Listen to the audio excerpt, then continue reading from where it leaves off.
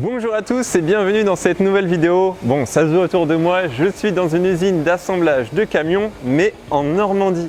Aujourd'hui, je vais vous présenter un véhicule très particulier.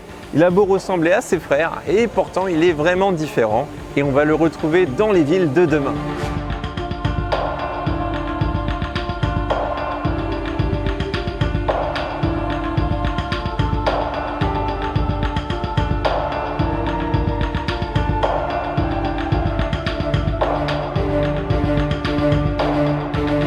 Depuis quelques années, je me passionne pour le patrimoine automobile, enfin plutôt les camions. L'année dernière, je vous emmenais dans un site emblématique, le conservatoire de la Fondation Berlier, pour y découvrir l'histoire et le savoir-faire d'une industrie à l'ADN bien française. Pour cette nouvelle vidéo, je suis très fier de vous emmener chez moi en Normandie, sur le célèbre site industriel de Blainville-sur-Orne. Mais revenons plus d'un siècle en arrière. En avril 1918, les chantiers navals français débutent la construction d'une zone industrielle à Blainville. Et c'est plutôt une zone stratégique, proche de la ville de Caen avec son port, et entourée par l'Orne et un canal fonctionnel. Une fois les cales construites, les chantiers débutent malgré la crise.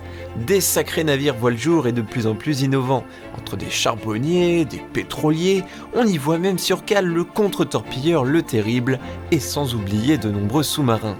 Mais au cours de l'évolution, le transport de marchandises par route s'est développé et en 1955, une entreprise nommée la Saviem prend la place des bateaux. Ce nom vous dit peut-être quelque chose.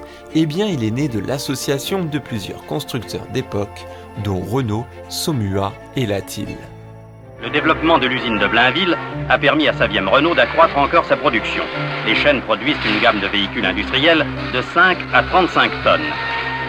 Vous l'avez compris, c'est un lieu chargé d'histoire et réputé pour ses innovations dans le transport. D'ailleurs, en 1978, Berlier et Saviem s'associent pour donner RVI, Renault Véhicule Industriel. Et c'est ainsi que le célèbre Red Truck est né en 1989. Signe de robustesse et d'innovation, et puis, il est vraiment stylé. J'ai une petite anecdote sur Blainville, mes grands-parents avaient un resto routier dans la ville voisine de Mondeville. Enfin, pour conclure, la dernière association en date est en 2002, lorsque RVI devient Renault Trucks, en rejoignant le groupe Volvo. Et c'est en échangeant leur savoir-faire qu'ils ont pu mettre en place une gamme 100% électrique. Et c'est le véhicule que l'on va assembler aujourd'hui qui marquera notre époque pour la transition écologique. En attendant, je vous laisse entre les mains d'une grande passionnée de camions. Je m'appelle Cécile Langelier-Gambade, je suis responsable communication du site de Blainville. Ça fait 25 ans que je travaille à Blainville, avec tout un passé plus industriel, méthode, chef de projet, avant de prendre le poste de communication il y a un petit peu plus de 8 ans. Aujourd'hui, on assemble un véhicule électrique et on va le suivre ensemble. Ici, c'est la première grande étape. On est en train de venir mettre en place toutes les traverses pour créer le cadre châssis. Là, tu vois le temps qui est affiché. Il reste 5 minutes avant que le véhicule passe au poste suivant. Voilà. Ce que je peux te montrer, on est sur des véhicules distribution. On a donc une très forte diversité sur nos véhicules, puisqu'un véhicule distribution aura beaucoup d'utilisations différentes chez le client.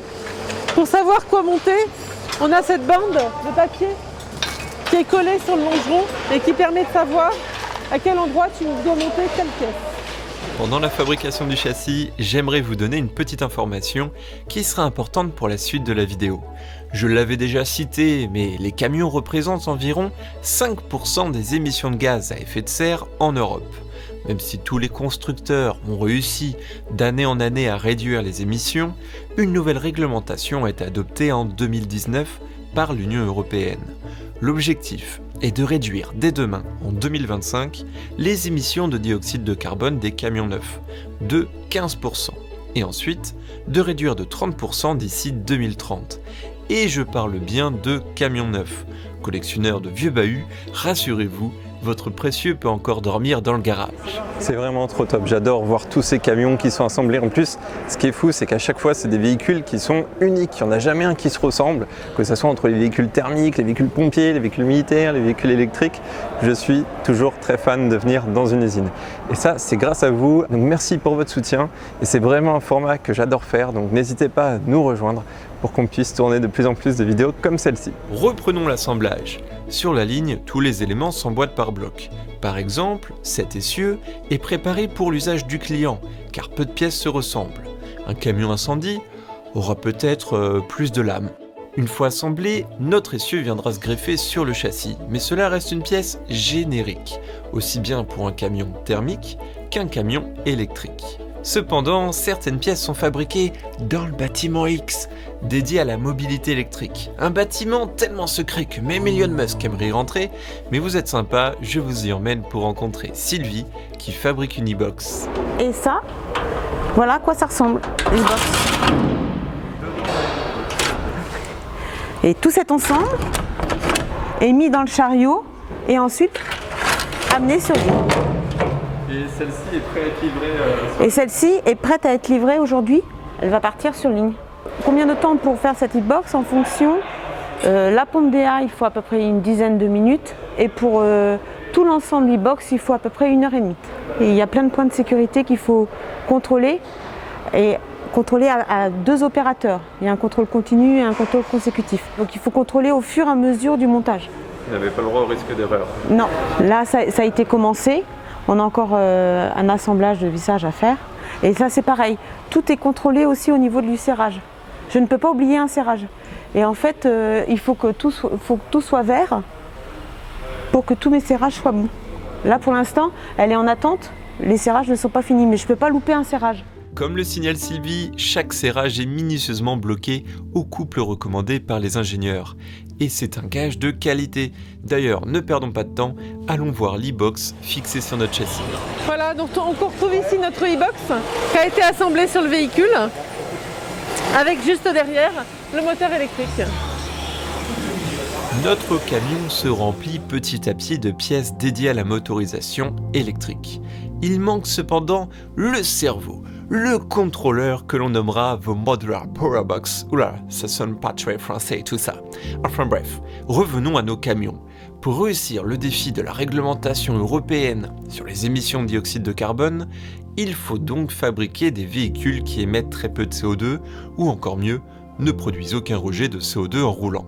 À l'heure actuelle, et dans les solutions réalisables, et j'insiste, l'électrique semble la solution car elle ne produit aucun rejet de CO2 en roulant et il a quelques avantages. En plus d'améliorer la qualité de l'air, il y a moins de nuisances sonores. Et si on creuse un petit peu, j'aimerais bien savoir l'impact environnemental à la production du véhicule en usine et de certaines pièces comme les batteries. Pendant le retournement du châssis, car on a un peu de temps, je vais appeler Olivier, le spécialiste des camions électriques. Alors Justin, l'impact de la fabrication d'un véhicule électrique à Blainville, il n'est pas forcément au niveau de l'assemblage que tu vois à Blainville, là sur chaîne. On produit assez peu de CO2 au moment de cet assemblage-là. Et d'ailleurs, je ne sais pas si Cécile t'en a parlé, mais toute l'électricité qu'on utilise à Blainville, elle est d'origine hydraulique, donc c'est déjà de l'électricité d'origine renouvelable. Et donc le CO2, il est plus produit quand on fabrique les différents éléments qui vont constituer le camion, donc c'est le cas de la batterie. Et donc à la production du camion, on a une certaine quantité de CO2 qui est émise, mais on progresse au cours de la vie du véhicule vers la neutralité carbone. Alors tu me parlais d'une batterie, est-ce qu'elle peut être recyclée ? C'est des filières qui se mettent en place, mais oui, elle peut déjà être recyclée. Alors il faut savoir que la batterie, elle va être utilisée entre 6 et 8 ans sur le véhicule en lui-même. Ensuite, quand elle sort de cette utilisation-là, elle aura encore 80% d'état de charge, donc on peut encore l'utiliser sur d'autres applications. Donc par exemple pour stocker de l'électricité qui vient soit du solaire, soit de l'éolien. Sur cette utilisation-là qu'on appelle des applications stationnaires, elle va encore avoir une durée de vie entre 5 et 10 ans. Et ensuite on recycle. Et donc il faut savoir qu'aujourd'hui, voilà, toute la filière se met en place, la Commission européenne met les réglementations qu'il faut pour encadrer un peu tout ça. Mais déjà aujourd'hui, on sait recycler plus de 90% d'une batterie électrique. Il me semble, Justin, que tu dois passer au bâtiment X, hein, le fameux bâtiment Z2. je crois que vous devez récupérer la modular Powerbox et puis mettre le véhicule en marche. Tout à fait. Merci beaucoup Olivier pour tes réponses. Je t'en prie, bonne continuation, salut. Bonjour Cédric. Bonjour Théo. Bonjour. Bon alors, qu'est-ce que c'est que cette machine, cet appareil? Alors c'est ce qu'on appelle une MPB. Donc c'est un petit peu le cerveau électronique du véhicule. Donc sur cette MPB, on a une journée de montage. Okay. On a d'abord une demi-journée de préparation, puis ensuite une journée de montage complet. On part d'une base, juste un châssis, et puis au fur et à mesure, on ajoute des boîtiers, des faisceaux, et puis à la fin, ça donne cette belle bête. Wow. Alors on a un guide de montage, on a un standard à suivre, un standard de 200 pages à peu près, qui nous explique toutes les étapes à faire et à respecter. C'est ça exactement, ouais. Donc on a les coupes de serrage dessus, on a l'ordre de montage, tout indiqué. Et les débuts sont durs, mais après c'est de l'apprentissage et puis maintenant ça devient la norme. Je viens d'un autre secteur dans l'usine, je viens des faisceaux. J'ai postulé pour ce secteur-là et j'ai été accepté, donc voilà.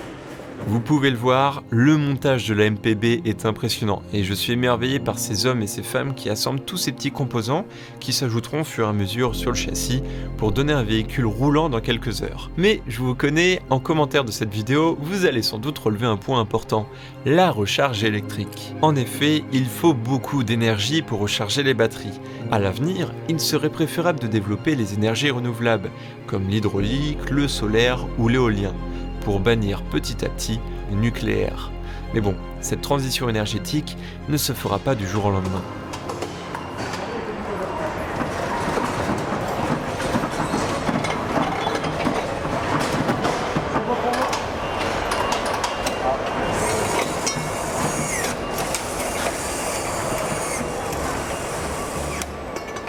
Faisons un petit test entre nous en commentaire de cette vidéo.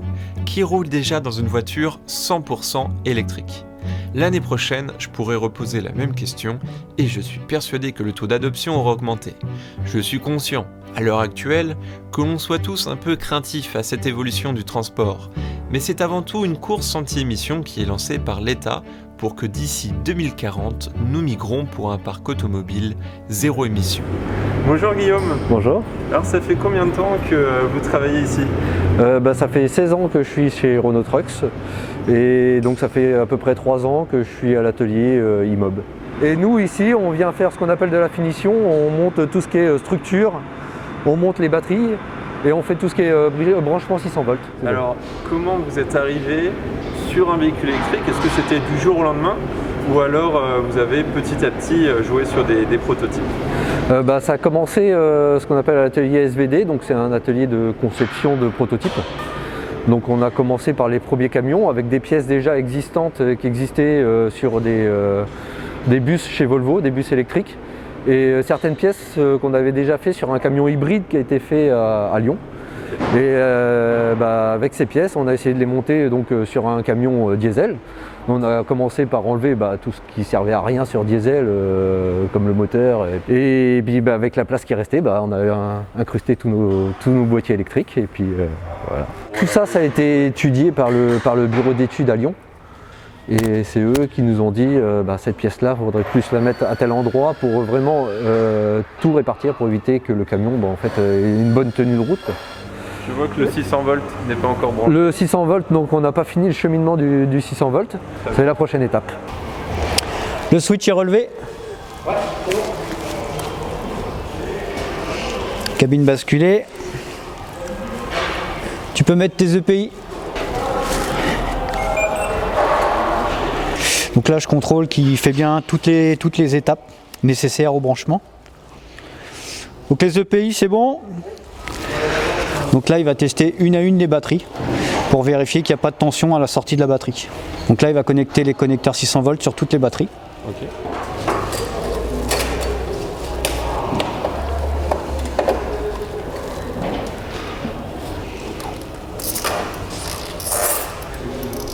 Donc là, ça y est, le contact est mis, le camion s'allume.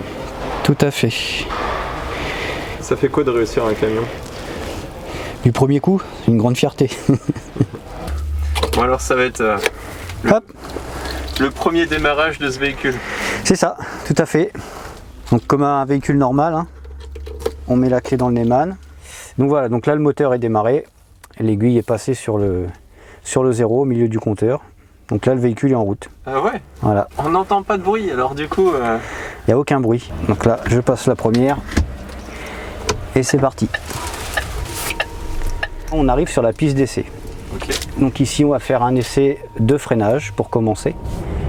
Donc, attention au freinage, mettez la main sur le... Voilà. Il y a la caméra. Ça freine bien. Freinage réussi. Et donc on a un frein au générateur. Est-ce que en freinant on recharge notre batterie? Oui, alors dès qu'on relâche, donc là on voit bien sur l'afficheur, dès qu'on relâche l'accélérateur, l'aiguille part du côté charge. Ok. Donc là on fait le test de braquage. Les butées de braquage, oui. Donc c'est un test qu'on fait lors de la première circulation du véhicule pour que l'huile de direction aille bien dans tout le circuit, faire la purge du circuit en fin de compte. Ok.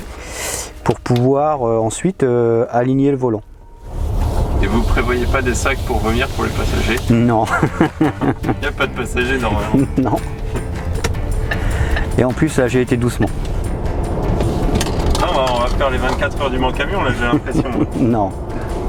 Non mais on est qu'à... On est qu'à 45 km/h. Ah, 45, mais j'ai l'impression qu'on est à... C'est parce que la piste est étroite. Vraiment, j'ai l'impression qu'on va très vite. Parce que les virages sont assez serrés quand même. Durant les premiers tours du circuit, j'ai tout de suite remarqué la puissance directe que peut développer le moteur d'un camion électrique. Alors ne me demandez pas de le comparer avec notre bon vieux Red Truck. La semaine prochaine, je vous invite à embarquer une nouvelle fois dans ce véhicule, mais pour le tester sur le terrain et dans les conditions réelles. Nous embarquerons avec les Reapers de la ville de Versailles pour collecter les déchets sur les marchés et bien sûr sans émettre des émissions de CO2.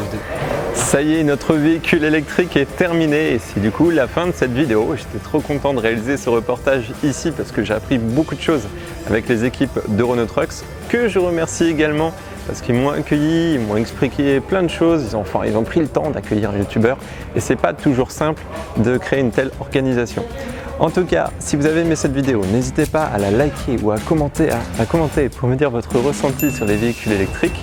Et puis on se retrouve la semaine prochaine pour une nouvelle aventure. Salut!